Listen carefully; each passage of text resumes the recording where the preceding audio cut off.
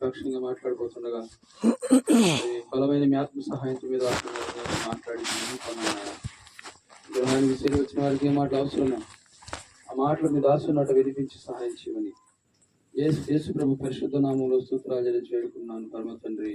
ఆమేన్.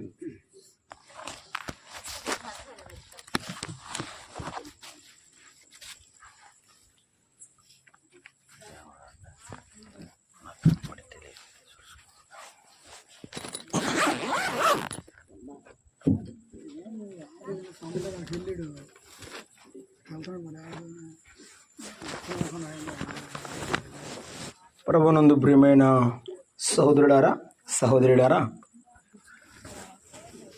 రాత్రి వేళ దైవ గ్రంథములో నుండి కీర్తన గ్రంథము 115వ కీర్తన 115వ కీర్తన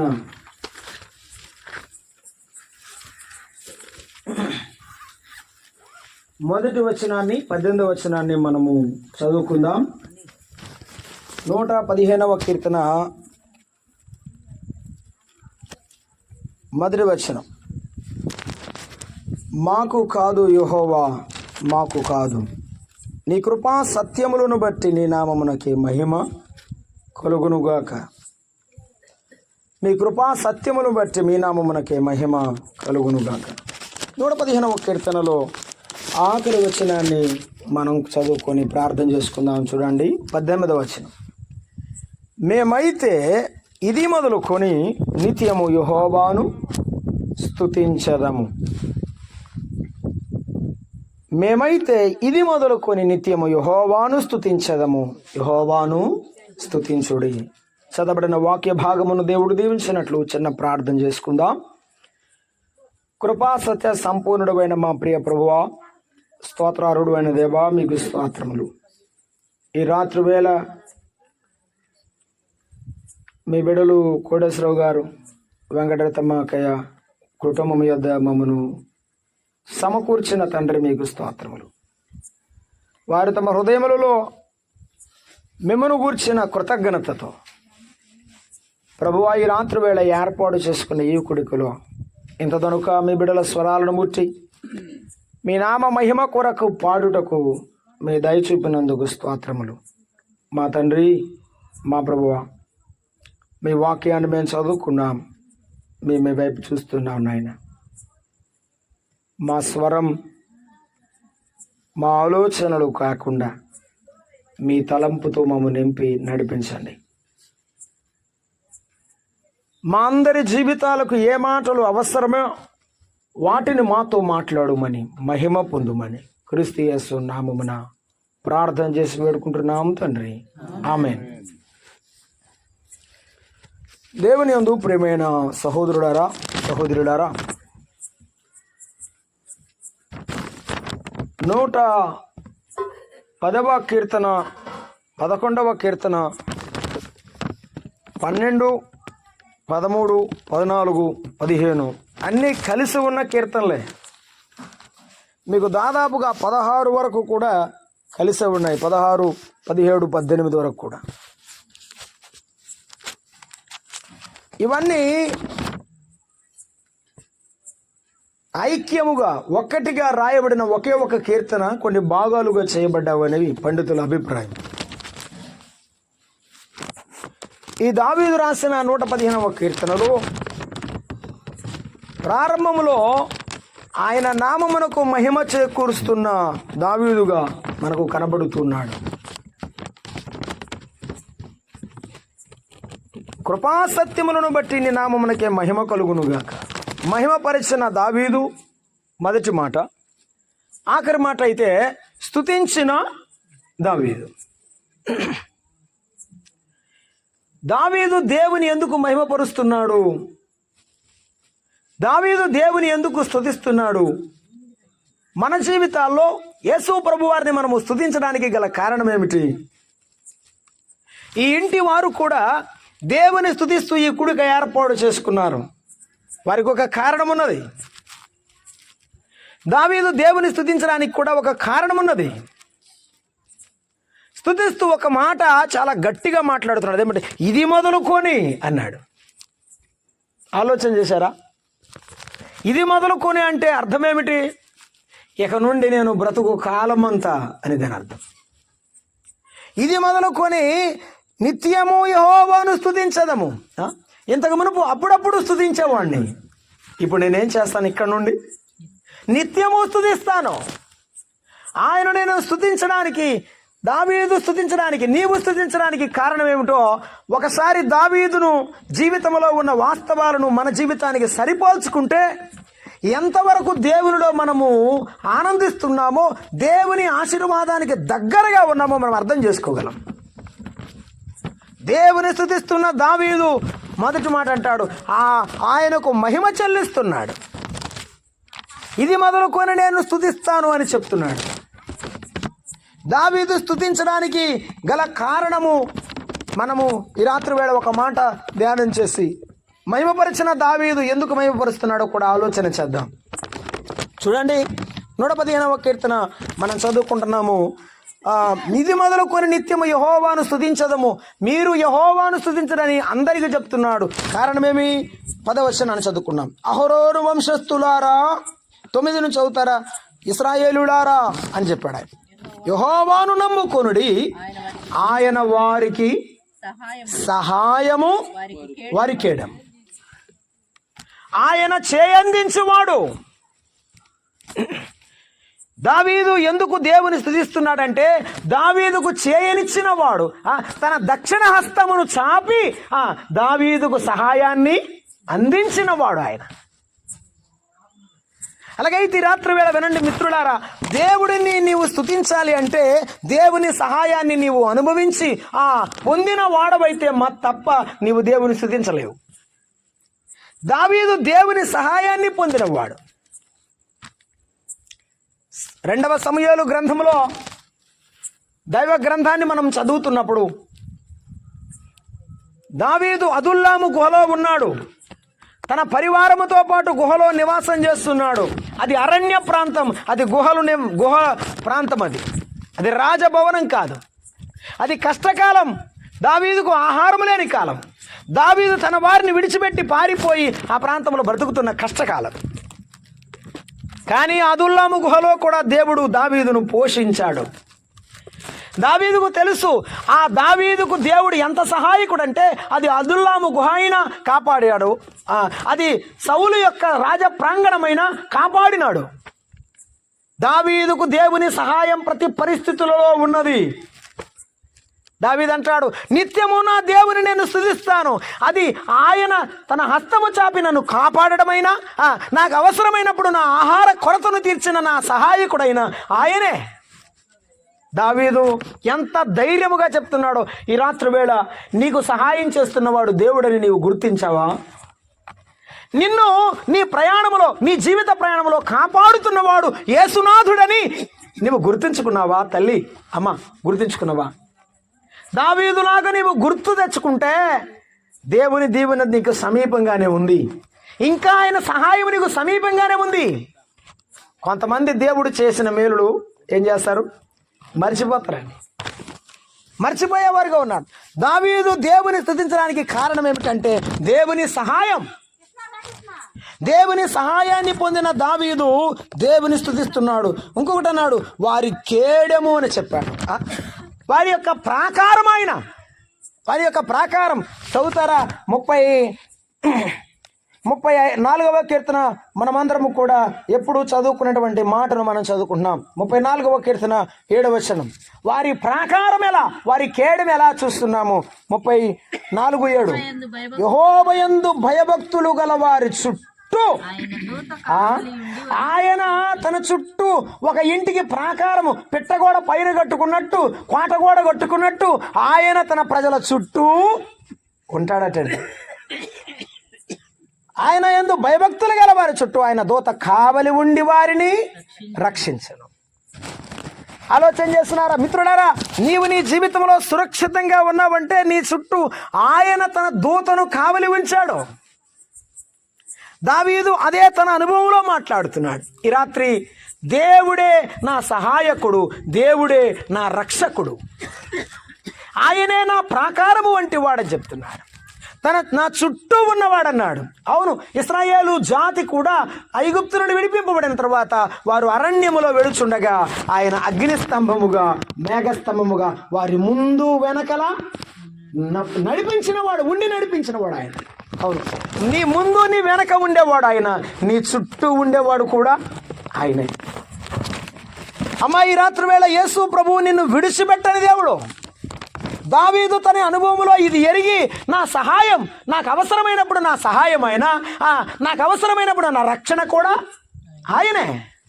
ఈ రాత్రి దేవుడు, పరలోకములో ఉన్న దేవుడు నీకు సహాయం చేస్తున్న దేవుడు, నిన్ను రక్షిస్తున్న కాపాడుతున్న దేవుడు, నీ ప్రాణానికి బొందులో నీ ప్రాణం ఉంచిన దేవుడని నీవు గుర్తుపెట్టుకుంటే నీవు కృతజ్ఞతగా బిడ్డవు. అలా మర్చిపోతే నీవు కృతజ్ఞత లేనివాడవు, లేనిదానవు. దావీదు కృతజ్ఞత గలవాడు కాబట్టి 103వ కీర్తన అన్నాడు, నా ప్రాణమా యెహోవాను సన్నతించుము, నా ప్రాణమా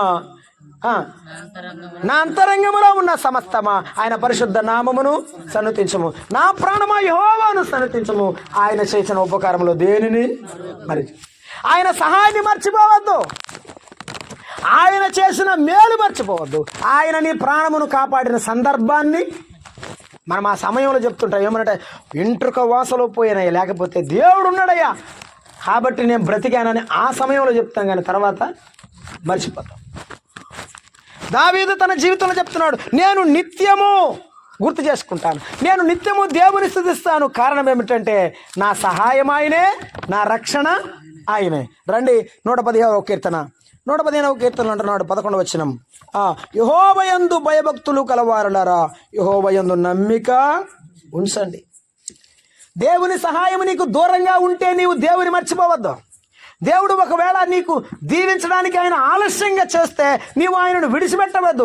ఆయన యందు భయభక్తులు గలవారులారా ఆయన యందు నమ్మిక ఉంచండి. అంటే అర్థం ఏమిటి? భయభక్తులు గల వాళ్ళు ఆయన నమ్మిక ఉంచలేదా? ఉంచారు కానీ ఈ సహాయం లేకుండా ఇబ్బందులు పడుతూ బాధలు పడేటప్పుడు ఆ నమ్మకాన్ని విడిచిపెడతారేమోనని యెహోవాయందు భయభక్తులు గలవారులారా ఇంకను అంటే బాగుండేదేమో అక్కడ. ఇంకా మీరు నమ్మకం ఉంచండి. భయభక్తులు గలవారు ఆయన నమ్మకం ఉంచిన వారే, కానీ ఈ ఇబ్బందుల్లో కష్టాల్లో మర్చిపోతే వారి విశ్వాసం ఏమైపోతుంది? ఆవిరైపోతుంది. కానీ భక్తుడు మాట్లాడుతున్నారు, విశ్వాసం ఉంచండి. 11వ వచనం, ఆయన వారికి సహాయము వారి కేడము. అంతే, నమ్మిక ఉంచిన వారికి ఆయనే సహాయం, ఆయనే రక్షకుడు. ఆయన యందు భయభక్తులు గల వారికి ఆయనే రక్షకుడు, ఆయనే సహాయం. ఎలాగో మాట్లాడుకుందాం. నీవు భయభక్తులు ఉంచితే నీ రక్షకుడు ఆయనే, నీవు భయభక్తులు కలిగి ఉంటే నీ సహాయకుడు ఆయనే. ఈ రాత్రి వేళ దేవుని భయము కలిగి ఉండండి. దేవుని భయము లేనివాడు కట్టు విడిచి తిరుగువారు వాక్యం సెలవిస్తున్నది. 3వ మాట జ్ఞాపకం చేసుకుందాం 12వ వచనం, యెహోవా మమ్మును గుర్తుంచుకుందాం. మనకు సహాయం చేసినప్పుడే దేవుడు సహాయం చేశాడని, మనకు సహాయం అందనప్పుడు దేవుడు సహాయం చేయలేదని కాదు దాని అర్థం. దేవుడు ఏ బిడ్డను కూడా మర్చిపోయేవాడు కాదు, గుర్తుంచుకో. దావీదు అదే చెప్తున్నాడు, యెహోవా మమ్మును మర్చిపోలేదు. దేవుడు ఎప్పటికీ మర్చిపోయేవాడు కాదమ్మా, ఎప్పటికీ మర్చిపోయేవాడు కాదు, గుర్తుంచుకోవాలి. ఏది ఎప్పుడు ఎలా జరగాలో దేవుడు దానిని నిర్ణయించినవాడు, ఆయన నిర్ణయించేవాడు కనుక ఆ నిర్ణయ కాలం కొరకే కనిపెట్టుకుని ఉండాలి. దేవుడు మమ్మును మరిచిపోలేదు, ఆయన మమ్మును ఆశీర్వదించును. అయితే వినండి, భయభక్తులు గలవాడు, విశ్వాసం ఉంచిన వాడు ఆయన మీద నిరీక్షణ పెట్టుకోవాలి. ఆశీర్వదించిన అంటే అర్థం ఏమిటి? భవిష్యత్తులో దీవిస్తాడని. అంటే ఏం చేయాలి? ఇప్పుడు ఆయన దీవించే వరకు ఎదురు చూడండి. విశ్వాసం ముఖ్యమే కానీ నిరీక్షణ అంతకంటే విశేషమైనది. ఏ బిడ్డ అయినా ఆయన సహాయాన్ని పొందాలి అంటే, ఆయన యొక్క రక్షణ పొందాలి అంటే ఆయన యందు భయభక్తులు కలిగి ఉండాలి, విశ్వాసాన్ని ఉంచాలి. అలాగూ విశ్వాసం ఉంచిన వాడు 3వదిగా ఆయన మీద నిరీక్షణ పెట్టుకోవాలి, ఆయన మీద నిరీక్షణ పెట్టుకోవాలి. అప్పుడే ఆయన దీవిస్తాడు, ఆశీర్వదిస్తాడు. అబ్రహామును గమనించారా? 77 ఏళ్ల వయసులో దేవుడు అబ్రహామును పిలిచాడు. 75 ఏళ్ల వయసులో అబ్రహామును దేవుడు పిలిచినప్పుడు బయలుదేరిన అబ్రహాము ఆదికాండం 12వ అధ్యాయంలో బయలుదేరగా 100 సంవత్సరాల వయసులో మాత్రమే ఆయనకు బిడ్డలను దేవుడు ఇచ్చాడు. ఎన్ని సంవత్సరాల తర్వాత దేవుడు అబ్రహామును దీవించాడు చెప్పండి? 25 ఏండ్ల తర్వాత. మనము కూడా అంతే. మన జీవితంలో దేవుని సహాయం ఆలస్యమైందని విశ్వాసాన్ని విడిచిపెట్టకూడదు, ఆలస్యమైందని నిరీక్షణ మనము విడిచిపెట్టకూడదు. మిత్రుడారా, గమనించండి, దావీదు జీవితంలో నా దేవుని నేను స్తుతిస్తాను. ఎందుకంటే ఎన్నో కష్టాలు దావీదు పడినా తన జీవితంలో దేవుడు తప్పకుండా ఆయనను ఆయన కుటుంబాన్ని దేవుడు దీవించాడు. ఎందువల్ల అంటే దావీదు దేవుని మీద ఉన్న నమ్మకాన్ని విడిచిపెట్టలేదు. మనం కూడా ఏం చేయకూడదు? విడిచిపెట్టలేదు. యెహోవా మమ్మను మర్చిపోలేదు అంటే దావీదు అందరితో గుర్తు తెచ్చుకుంటున్నాడు. నేను అరణ్యంలో ఉన్నప్పుడు మర్చిపోలేదు, నేను సౌలు ఎదుట ఉన్నప్పుడు మర్చిపోలేదు, తరువాత నా బిడ్డలే నన్ను చంపనబడే ప్రయత్నం చేసినప్పుడు మర్చిపోలేదు, నేను ఎర్రివాడి వలె ఆకీషు రాజు ఎదుట ఉన్నప్పుడు దేవుడు నన్ను మర్చిపోలేదు. ఈ రోజున నేను సింహాసనం మీద ఉన్నా కూడా నా దేవుడు నన్ను మర్చిపోలేదు. తల్లి అయిన మరుసునేమో కానీ నేను నిన్ను మరువనన్నవాడు ఆయన మర్చిపోయే దేవుడు కాదు. తల్లి అమ్మా మర్చిపోయేవాడు కాదు. మానవులమైన మనమే దేవుని మరిచిన వారం అవుతున్నాం. యేసు ప్రభు వారు హెబ్రీ పత్రికలో పౌలు భక్తుల ద్వారా 13వ అధ్యాయం 5వ వచనంలో చెప్పాడు. ఏమనంటే ఆయనే మన సహాయమై ఉన్నాడు అని మాట్లాడుతూ హెబ్రీ గ్రంథకర్త పౌలు భక్తుడు మాట్లాడినాడు. 13వ అధ్యాయము 5వ వచనాన్ని మనము జ్ఞాపకం చేసుకుంటున్నాం. హెబ్రీ పత్రికలో 13వ అధ్యాయము 5వ వచనాన్ని మనం చదువుకుంటున్నాం. చూడండి. అవును, నిన్ను ఏమాత్రమును విడువను, నిన్ను ఎన్నడూ ఎడబాయనని ఆయనే చెప్పాను. అది నీవు గుర్తుపెట్టుకో. ఎందుకో తెలుసా? కాబట్టి ప్రభువు నాకు సహాయకుడు.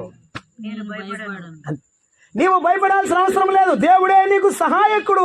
ఎప్పుడంటే నీవు ఆయన విడువని దేవుడని విశ్వసించినప్పుడు, ఆయన ఏమాత్రము కూడా ఎడబాయిని దేవుడని విశ్వసించినప్పుడు.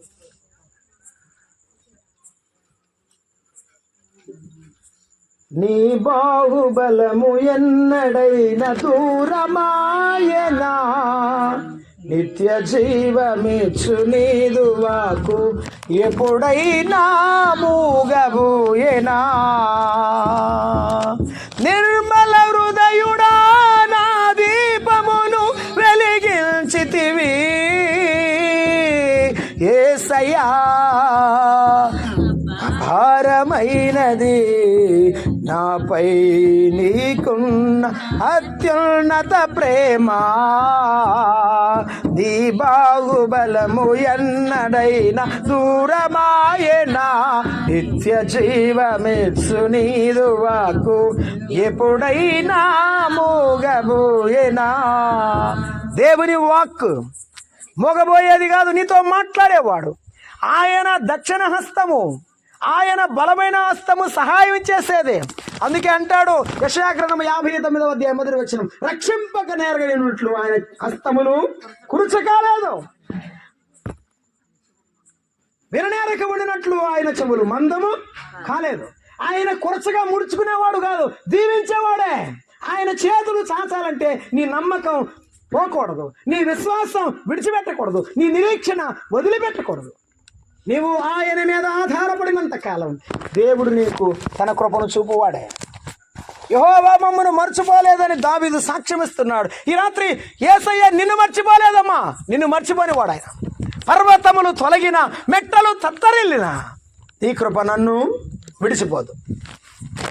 ఆయన విడువని దేవుడు, మరువని దేవుడు.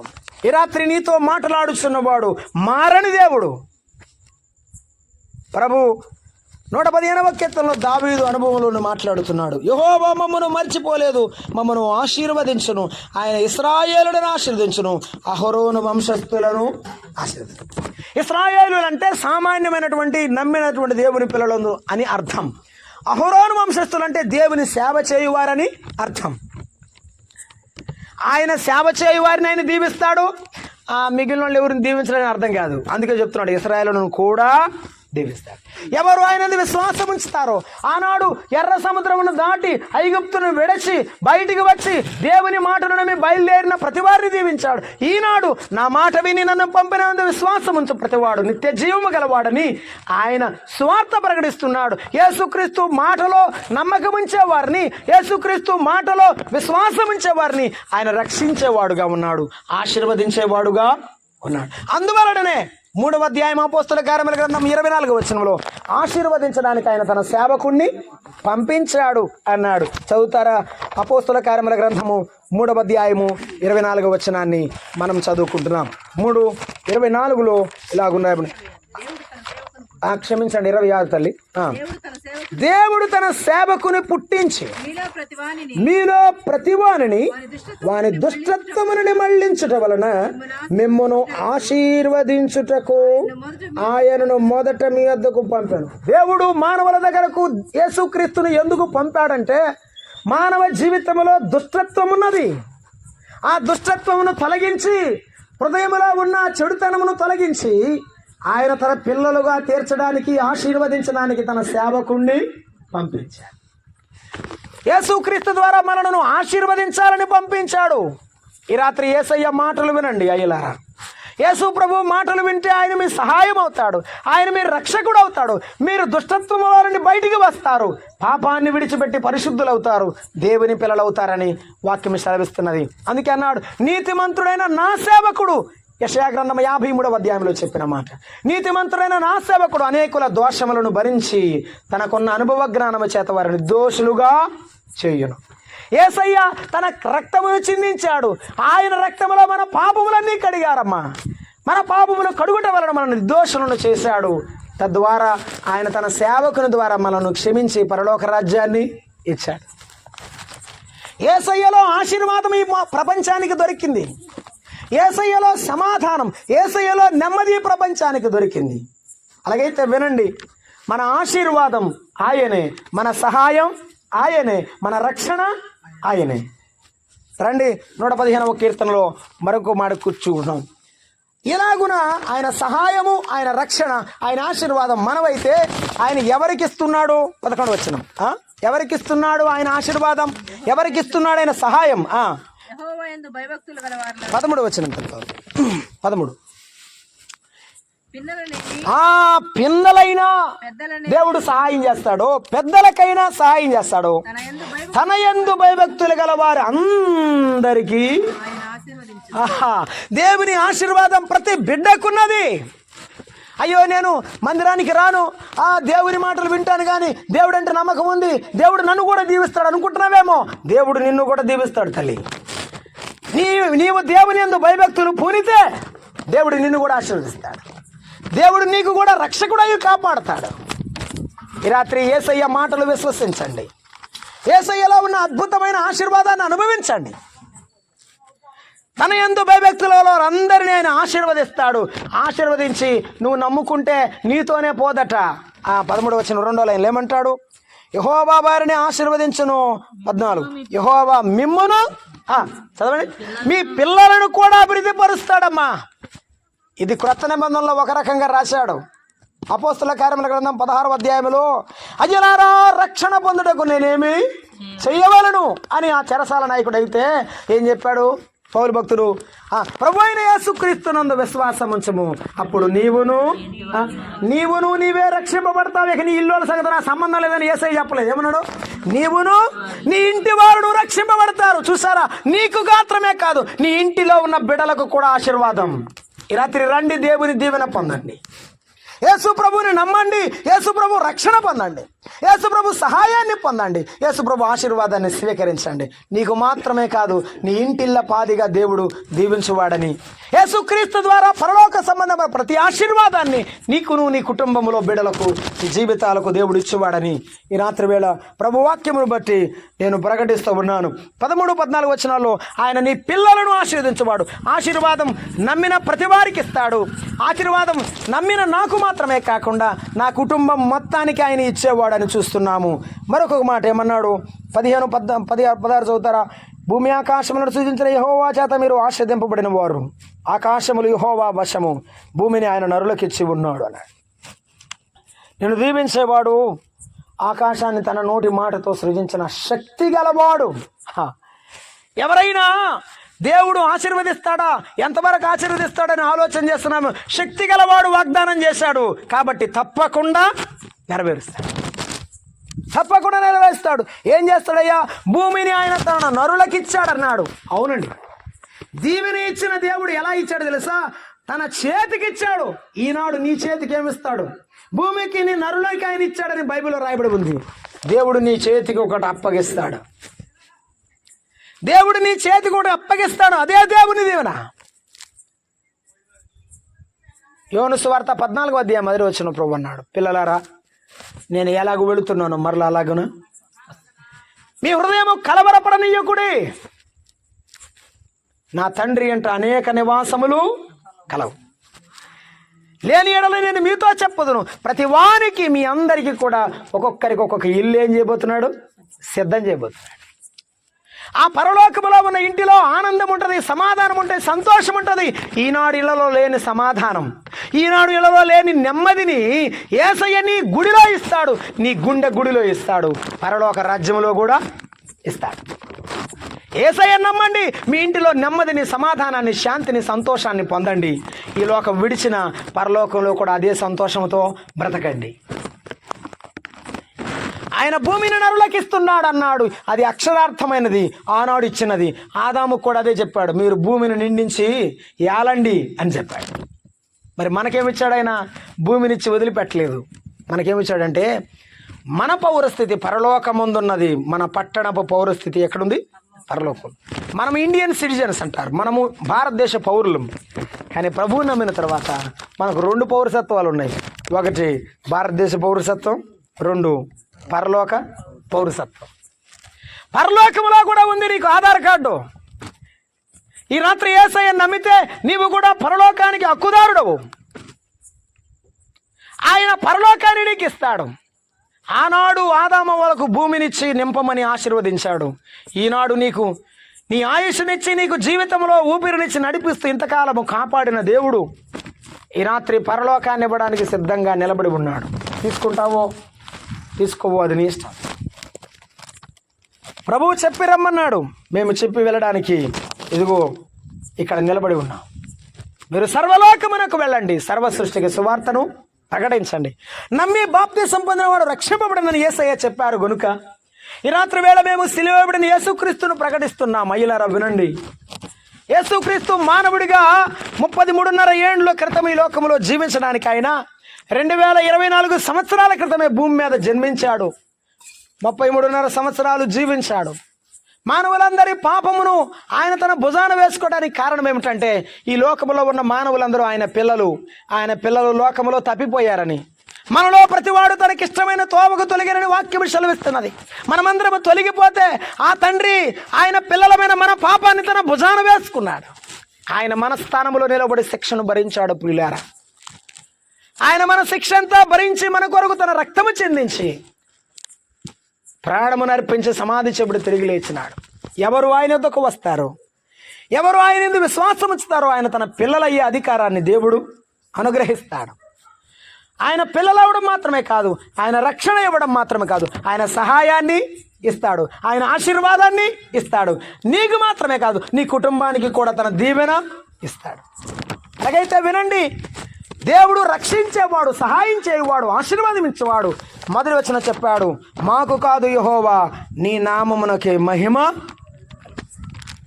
దేవుడు మనిషికి పాపమును విడిపించి అగ్నిగుండమును విడిపించడం కాదంటండి, మహిమను కూడా ఇచ్చాడు.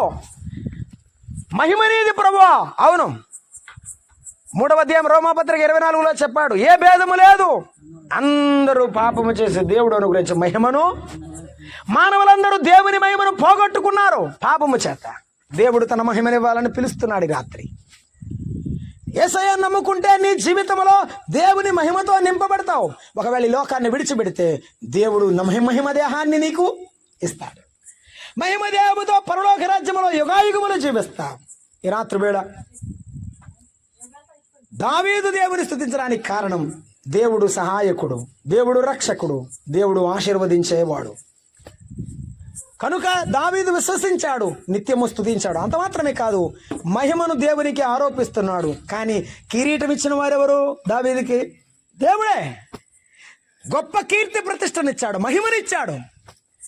నీ జీవితంలో కూడా ఆయనే నీ మహిమ అవుతాడు. ఈ రాత్రి వేళ ప్రభువుని నమ్మి దేవుని బిడ్డలుగా తీర్చబడాలని ప్రేమతో తెలియజేస్తున్నాం. మరి రతమక్క కుటుంబంలో ఉన్న బిడ్డలు కూడా ప్రభువునందు విశ్వసించాలి. ప్రభువుని రక్షకుడుగా కలిగి దేవుని సహాయాన్ని ఈ లోకంలో ఎల్లవేళలో పొందుచు ప్రభువు యొక్క సన్నిధిలో ఆయన కృపను పొంది మహిమ నుండి అధిక మహిమకు వారు దేవుని కృపా బలము చేత నింపబడాలని మాటలు తెలియచేస్తూ ముగిస్తున్నాను. దేవుడు తన వాక్యాన్ని మన మెడుకులో దీవించునుగాక. ఆమేన్. కృపగల తండ్రి, దయగల దేవా, మీకు స్తోత్రములు. దావీదు జీవితంలో నుండి ఎందుకు స్తుతించాడో, మేమెందుకొరకైనా ఈ లోకములో స్తుతించాలో, ఘనపరచాలో మాకు నేర్పిస్తూ వచ్చినందుకు స్తోత్రములు. ఇంకా ఎందరైనా మేము నమ్ముకోకుంటే మిమ్మల్ని ఆశ్రయించి రక్షింపబడుటకు సహాయం చేయమని క్రీస్తు యేసు నామమున వేడుకొనుచున్నాము తండ్రి. ఆమేన్. అందరికీ వందనాలు.